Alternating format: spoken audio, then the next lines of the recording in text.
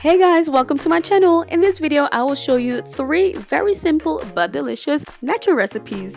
So for the first one, I use cheddar cheese, chopped onions, salsa, corn, black beans, parsley, oregano, and tortilla chips.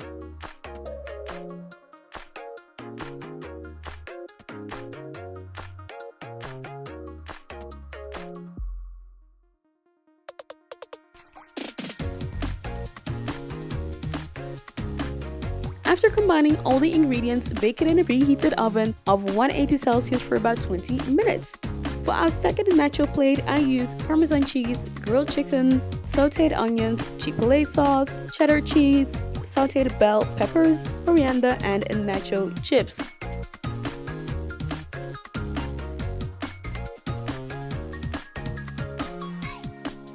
So again, bake it in a preheated oven of 180 Celsius for about 20 minutes. So for the last one, I used coriander, jalapeno pepper, cheddar cheese, chopped tomatoes, cooked minced beef, and tortilla chips.